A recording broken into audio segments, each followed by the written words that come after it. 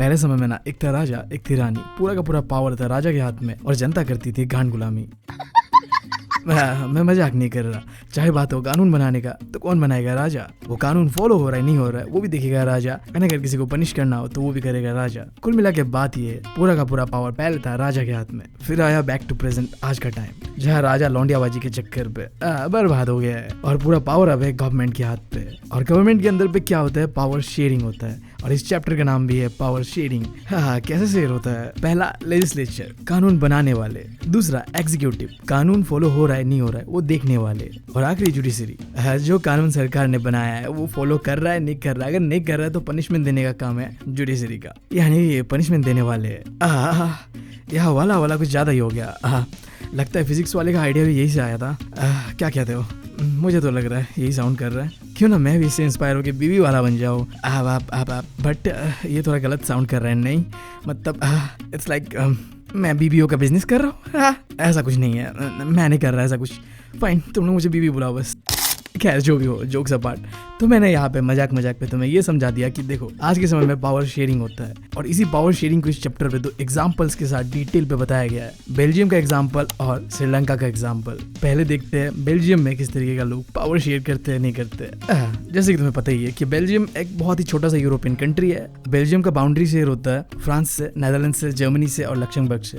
Area wise देखो तो भाई बेल्जियम बहुत छोटा है। हमारे हरियाणा स्टेट जो है उसके साइज का होगा कुछ। ये तो एक ज्योग्राफिकल डिस्क्रिप्शन मैंने तुम्हें बताया बेल्जियम के बारे में, बेसिक जो इन्फॉर्मेशन है। बट हमें जानना है यहाँ पे एथनिक कंपोजिशन को। अब एथनिक ग्रुप्स क्या ये जानो पहले। ऐसे लोग जिनका कल्चर, रिलीजन, लैंग्वेज या हिस्ट्री होता है सेम वाला ना, वो होते हैं एक एथनिक ग्रुप का पार्ट। अब एक कंट्री के अंदर पे अलग अलग एथनिक ग्रुप हो सकता है। जो बात रहा बेल्जियम का, तो यहाँ पे तुम कह लो 3 एथनिक ग्रुप है। अगर तुम मैप के हिसाब से देखो तो जो ऊपर वाला हिस्सा है जिसे कहता है फ्लेमिश रीजन, यहाँ में बेल्जियम का जो टोटल पॉपुलेशन है उसका 59% पॉपुलेशन रहता है और ये जो 59% पॉपुलेशन है वो बोलता है डच लैंग्वेज। अब नीचे आ जाओ, इस रीजन को कहता है वलेनिया रीजन। अब यहाँ में इस कंट्री का 40% पॉपुलेशन रहता है और ये पॉपुलेशन बोलता है फ्रेंच लैंग्वेज और जो बचा हुआ आखिरी 1% है वो बोलता है जर्मन लैंग्वेज। अब ये तो बात रहा पूरे बेल्जियम का, बट कैपिटल का हालत ना थोड़ा अलग है। बेल्जियम का जो कैपिटल है वो है ब्रसेल्स। अब इस कैपिटल के अंदर पे 80% लोग बोलते हैं फ्रेंच लैंग्वेज और बस 20% लोग बोलते हैं डच लैंग्वेज। तुम देखो यहाँ पे एक बड़ा मेजोरिटी माइनॉरिटी का डिफरेंस आ रहा है। अगर तुम ऐसे कंट्री को देखो तो वहाँ पे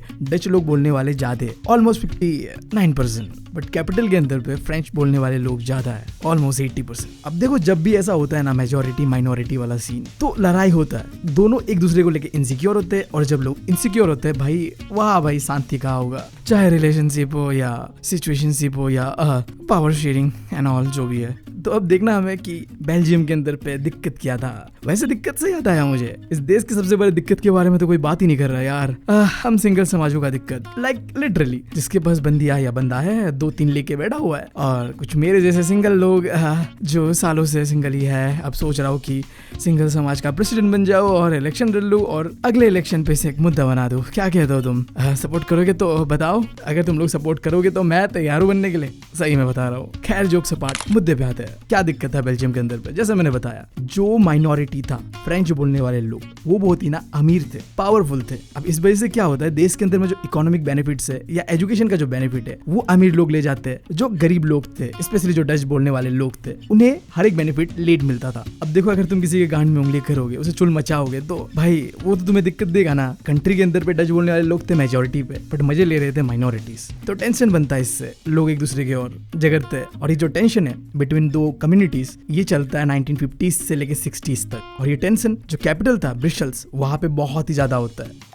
next topic, accommodation in Belgium. अब देखो अगर इंडिया के अंदर पे ऐसे 2 कम्युनिटीज झगड़ा करते हैं ना, तो हमारे इंडिया के पॉलिटिशियंस उनका फायदा उठाते और अपना वोट बैंक पॉलिटिक्स करते हैं। बट ये यूरोप का बात कर रहे हैं, बेल्जियम का बात कर रहे हैं। लीडर समझदार थे बेल्जियम के, उन्होंने अपने कंट्री के अंदर में जो रीजनल डिफरेंसेस है, कल्चरल डाइवर्सिटी है, उसे समझा कि हमें एक साथ ही रहना पड़ेगा चाहे हम जितने भी डिफरेंट हो। तो उन्होंने 1970 से 1993 तक 4 बार अपने कॉन्स्टिट्यूशन को बदला, ये इंश्योर करने के लिए कि भैया जो भी डिफरेंसेस है वो खत्म हो जाए, कंट्री में जो लोग हैं वो पीसफुली रह पाए एक दूसरे के साथ। अब तुम्हें और मुझे देखना ये कि भैया इन अच्छे मानुषों ने क्या ऐसा कर दिया कि जो डिफरेंसेस है वो खत्म हो गया और लोग वहाँ के पीसफुली रहने लगे। पहला चेंज जो उन्होंने किया, सेंट्रल गवर्नमेंट के अंदर पे डच और फ्रेंच बोलने वाले जो मिनिस्टर्स थे ना वो बराबर कर दिया। जितने फ्रेंच बोलने वाले होंगे उतने ही डच बोलने वाले मिनिस्टर सेंटर के अंदर पे होगा। और अगर कोई स्पेशल कानून बनाया गया ना कंट्री के अंदर पे, तो वहाँ पे दोनों ही अलग अलग जो कम्युनिटीज का मेजॉरिटी वोट चाहिए होगा। कोई अकेला कम्युनिटी उस कानून को पास नहीं कर पाएगा। दोनों लैंग्वेज जो डच एंड फ्रेंच बोलने वाले लोग थे उनका मेजॉरिटी होना पड़ेगा। तीसरा चीज, उन्होंने स्टेट गवर्नमेंट जो 2 रीजन था, वलेनिया रीजन और फ्लेमिश रीजन, वहाँ पे स्टेट गवर्नमेंट का सेटअप किया और जो सेंटर का पावर है उन्हें भी थोड़ा स्टेट गवर्नमेंट के बीच बांट दिया। फिर जो बेल्जियम का कैपिटल था ब्रसेल्स, वहाँ पे एक अलग गवर्नमेंट बनाया गया जहाँ में भी जो रिप्रेजेंटेटिव्स थे दोनों ही अलग अलग लैंग्वेज का, उन्हें बराबर कर दिया गया कि यहाँ में भी क्या होगा, फ्रेंच बोलने वाले और डच बोलने वाले बराबर होगा। और आखिरी और इंपॉर्टेंट चीज उन्होंने किया, ये सेंटर और स्टेट गवर्नमेंट के अलावा उन्होंने एक कम्युनिटी गवर्नमेंट बनाया। अब इस कम्युनिटी गवर्नमेंट के साथ सीन ऐसा है कि इनके पास पावर है, अगर कोई भी दिक्कत होता है कंट्री के अंदर पे कल्चर, एजुकेशन और लैंग्वेज रिलेटेड, तो ये दिक्कत कम्युनिटी गवर्नमेंट सॉल्व करेगा। अब ये सारे चेंजेस के बाद बेल्जियम हमारा बहुत ही पीसफुली रहने लग गया। सिर्फ पीसफुली ही नहीं भाई साहब, वो तो सिंबल ऑफ पीस बन गया। जब यूरोप के अंदर पे यूरोपियन कंट्रीज ने सोचा कि हम बनाएंगे एक यूरोपियन यूनियन, तो यूरोपियन यूनियन का जो हेडक्वार्टर है ना, वो बेल्जियम का कैपिटल जो ब्रसेल है इसी ठहरा दिया कि भाई यहाँ तो लोग चंगे चंगे है, पीसफुल रहता है, तो हमारा जो है हेडक्वार्टर भी हम यही रख देते हैं। अब ये तो था बेल्जियम का स्टोरी कि कैसे उन्होंने आपस में अपने पावर को शेयर किया। अब बात करते हैं श्रीलंका का। जब भी श्रीलंका का नाम आता है ना, तो मेरे दिमाग में बस एक ही गाना बज रहा होता है, मेरे सामने वाली खिड़की में एक चांद का टुकड़ा रहता है। अब देखो यार, नहीं रहता यार, मेरे घर के खिड़की के सामने तो नहीं रहता, और शायद यही वजह से मैं आज तक सिंगल हूँ। नहीं, सही में मैं बता रहा हूँ। तुम सोचो कितना अच्छा होता, सामने वाली खिड़की होती और एक चांद सा मुखरा होता, उसे देख के आंखें मारता, छत पे जाके पतंग उड़ाता, उससे आंखें लड़ाता। लाइफ कितना सेट होता है यार। सही बात है। क्या टॉपिक पे आता हूँ। श्रीलंका, हाँ, एक आइलैंड नेशन जिसका पॉपुलेशन ऑलमोस्ट 2 करोड़ के आसपास है, और जोग्राफिकली देखो तो हमारा हरियाणा स्टेट के साइज का ही है। एथनिक कॉम्पोजिशन का बात करूँ तो इस कंट्री के अंदर पे 74% लोग बोलते हैं सिन्हाला लैंग्वेज, और ये सारे के सारे सिन्हाला लैंग्वेज बोलने वाले बुद्धिस्ट रिलीजन को फॉलो करते हैं। 18% लोग बोलते हैं तमिल लैंग्वेज को, जो कि हिंदू और मुस्लिम दोनों ही है। इसमें भी जो है 13% श्रीलंकन तमिल्स है, और 5% इंडियन तमिल्स जो इंडिया से माइग्रेट करके श्रीलंका में आए हुए हैं, और 7% ऐसे लोग जो दोनों ही लैंग्वेज बोलते हैं, सिन्हाला और तमिल, और मोस्टली ये क्रिश्चियन लोग हैं। ये होता है एथनिक कंपोजिशन। बट श्रीलंका के अंदर में दिक्कत क्या था? दिक्कत था मेजोरिटेरियनिज्म का। बड़ा मुश्किल से मैंने ये प्रोनाउंस किया है, इसके लिए एक ताली तो बनता है यार मेरे लिए। मतलब क्या ही है ये है, कुछ तो है। देखो मैं पहले बताता हूँ ये क्या है। एक कंट्री के अंदर पे ना जो मेजॉरिटी होता है, वो जब कंट्री को कंट्रोल करने लगता है, उसके हिसाब से सब कुछ चलने लगता है। माइनॉरिटी जो उस कंट्री पे है उसे इग्नोर किया जाता है, उसे डिसरिस्पेक्ट किया जाता है, तब उस कंडीशन को कहते हैं मेजॉरिटेरियनिज्म।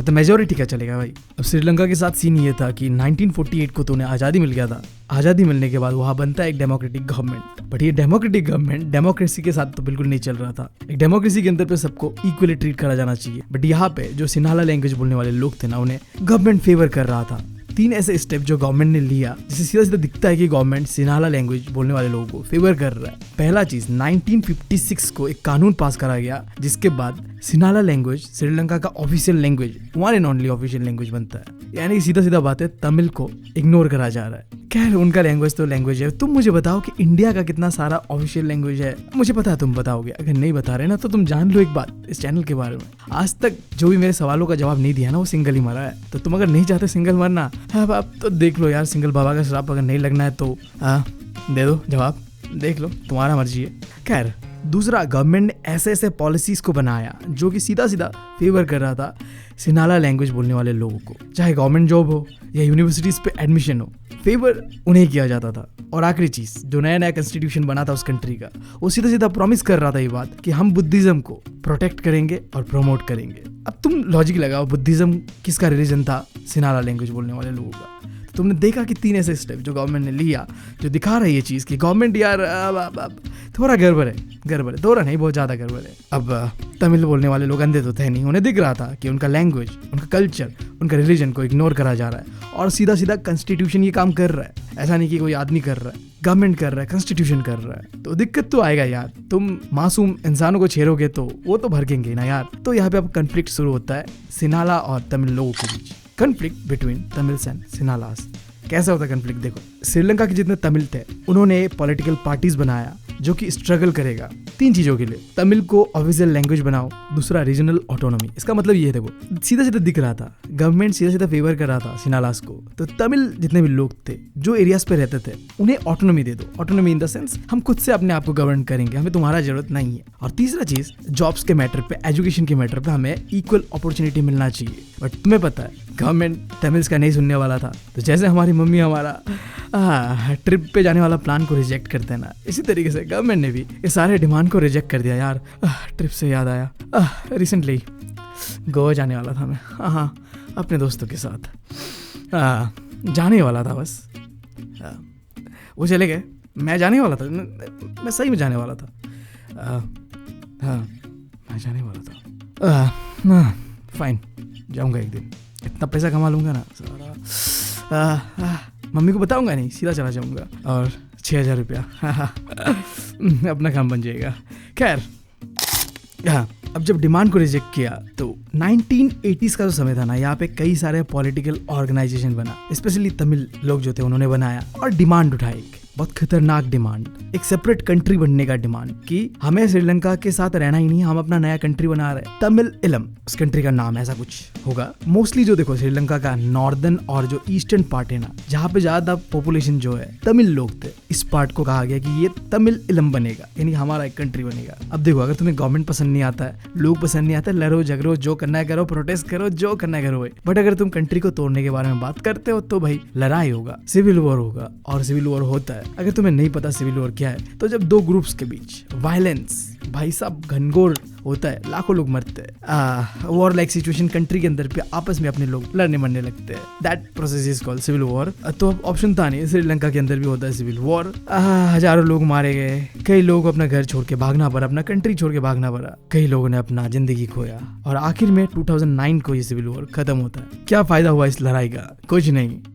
तो इन दोनों स्टोरीज से मॉरल ऑफ द स्टोरी क्या आता है? बेल्जियम ने अपना जो भी डिफरेंसेस को समझा तो उन्होंने पावर को शेयर कर लिया, वहीं पे श्रीलंका ने अपना डिफरेंसेस को नहीं समझा और लड़ाई किया, यानी कि मेजोरिटेरियनिज्म जो भी है वो सीन रहता है, लड़ाई होता है, लोग मरते हैं एंड चीजें बद से बदतर होता है। अब तुमने ये दोनों एग्जाम्पल के साथ ये तो समझ लिया कि अगर एक कंट्री को चिल रहना है, वहाँ के लोगों को चिल रहना है, तो पावर शेयरिंग बहुत जरूरी है यार। ये एक सवाल आ रहा है, why power sharing is desirable? क्यों करना चाहिए, क्यों डिजायरेबल है वो? डिजायरेबल से याद आया यार, मेरे भी कई सारे डिजायर है, अरमान है, ख्वाब है, बस वो पूरा करने वाला कोई नहीं मिल रहा मेरे साथ, वरना मेरे पास तो लिस्ट है भाई, मैं सीधा कह रहा हूँ यार, मेरे पास तो लिस्ट है, बस बंदी दे दो कोई। ठीक है, खैर मेरा डिजायर तो पूरा नहीं हो रहा, बट पावर शेयरिंग वाला डिजायर पूरा कर लेता है। 2 रीजन है देखो, एक है पोटेंशियल रीजन और दूसरा है मॉरल रीजन। पोटेंशियल रीजन यानी कि लॉजिकली सोच के देखो, पावर शेयरिंग क्यों करना चाहिए? जब तुम पावर शेयरिंग करते हो तो सोशल ग्रुप्स के बीच लड़ाई नहीं होती है, कंट्री के अंदर पे जो पॉलिटिकल स्टेबिलिटी वो बना रहता है और कंट्री में यूनिटी जो है वो बरकरार रहता है। अब मॉरली सोचो, पावर शेयरिंग करेंगे तो वो क्या होता है, डेमोक्रेसी को बढ़ावा देता है, स्पिरिट ऑफ डेमोक्रेसी है, एंड जब पावर शेयरिंग होता है तो लोगों का पार्टिसिपेशन होता है, तो इसलिए हमें करना चाहिए। आखिरी टॉपिक इसके बाद, फॉर्म्स ऑफ पावर शेयरिंग। मैंने तुम्हें बताया कि पावर शेयरिंग क्या होता है, पावर शेयरिंग करने का क्या फायदा होता है। अब कितने तरीके का होता है ये पावर शेयरिंग? पहला तो horizontal distribution of power. Horizontal नाम से समझ आ रहा है, पावर को गवर्नमेंट के डिफरेंट ऑर्गन्स पे तुम बांट दोगे, जैसे कि लेजिस्लेचर, एग्जीक्यूटिव और जुडिशरी। और ये जो सिस्टम इसे कहते हैं चेक एंड बैलेंस सिस्टम। यहाँ पे तीनों ही ऑर्गन ऑफ गवर्नमेंट को बराबर पावर दिया गया है, अगर कोई बकचोदी करने की कोशिश करता है तो दूसरा सुधार देता है उसे। And then vertical distribution of power. यहाँ क्या होता है, पावर जो है गवर्नमेंट को डिफरेंट लेवल पे दिया जाता है, जैसे कि स्टेट लेवल पे, सेंट्रल लेवल पे और लोकल लेवल पे। और ये जो सीन है ना पावर शेयरिंग, कैसे कहता है, federal system. And then third, different social group के बीच जो तुम पावर बांटते हो तब कैसा होता है। ये तो तुम समझ गए कि पावर को अलग अलग सोशल ग्रुप के बीच में बांट सकते हैं। स्पेशली जो हमने बेल्जियम का एग्जांपल देखा था, इससे हमें समझ आया था, जो कम्युनिटी गवर्नमेंट वहाँ बनाया गया था, जो कि कल्चर, लैंग्वेज को लेके मतलब जो भी इशू होगा उसे डील करेगा। एंड इंडिया का एग्जांपल लूँ तो देखो, रिजर्व कॉन्स्टिट्यूंसी का एक कॉन्सेप्ट है इंडिया के अंदर पे, जहाँ पे वुमेन्स और जो weaker section of the society है, लाइक SC, OBC, ST, इन्हें भी मतलब स्पेशल पावर दिया गया है, ताकि ये भी मतलब ऐसा ना फील करे कि भैया हमारे साथ तो गलत हो रहा है। पावर सबको बराबर बांटा गया है, सिंपल सा लॉजिक है यार। पावर शेयरिंग मतलब पावर को ऐसे बांटो कि सब संतुष्ट रहे। लाइक तुम पावर नहीं बांट रहे, गुरुद्वारे का भंडारा बट रहा हो यार, मतलब सब कुछ है। और आखिरी, political parties, pressure group and movements. देखो यार, पावर को ना तुम पॉलिटिकल पार्टीज के बीच, प्रेशर ग्रुप के बीच और अलग अलग आंदोलन मूवमेंट के बीच भी तुम शेयर कर सकते हो। लाइक स्पेशली इसका बेस्ट एग्जांपल इंडिया के अंदर भी देखने मिलता है कॉलिजन गवर्नमेंट का। इस साल देखो इलेक्शन पे बीजेपी जीता नहीं, इस बार एक कॉलिजन गवर्नमेंट बना, यानी कि कई सारे पार्टीज इकट्ठा मिलके सरकार बनाया। लीड तो बीजेपी कर रहा है, बट इसके अलावा कई और पार्टीज भी है। लाइक अगर उनका बात मोदी नहीं सुनता है तो फिर सरकार को दिक्कत होगा, यानी कि उन्होंने आपस में ही पावर शेयर किया ताकि वो कंट्री को चला पाए। इसी तरीके से डेमोक्रेसी के अंदर पे अलग अलग एनजीओस, ट्रेड यूनियंस भी होते हैं जो कि लाइक गवर्नमेंट का डिसीजन को इन्फ्लुएंस करते हैं, लाइक गवर्नमेंट को क्या करना चाहिए, नहीं करना चाहिए एंड ऑल। तो क्या पावर इस तरीके से शेयर होता है। अब यार इसी के साथ तुम यार वीडियो को शेयर कर दो, अगर पसंद आया तो थोड़ा पावर तुम भी शेयर करो, तुम्हारे हाथ में भी है। और जाते जाते बस मैं तुम्हें इतना ही कहूँगा, मुझे ना तुम लोगों का एक मदद चाहिए। मैं यार अपनी मम्मी से लड़के बैठा हुआ हूँ, उन्हें यार मेरा स्ट्रगल समझ ही नहीं आता। वो तो अपने जिद पे लगे हुए हैं कि भाई साहब पीएचडी करो और ब्ला ब्ला करो, उन्हें मेरे सपने का कोई परवाह नहीं है बस। तो मैंने क्या लड़के कहा, बस मुझे 1 साल दे दो, मैं साबित कर दूंगा कि आई एम द बेस्ट। तो यार ये 1 साल मैं जम के वीडियोस डालूंगा और ट्राई करूंगा 1 मिलियन रीच करने का। सो यार हो सके तो यार मतलब क्या कहूँ, शेयर करो, सपोर्ट करो। ज़्यादा नहीं कहूँगा। हाँ सही में मैं अभी बहुत हल्के में कह रहा हूँ ये बात, बट या मुझे ज़रूरत है तुम लोगों का।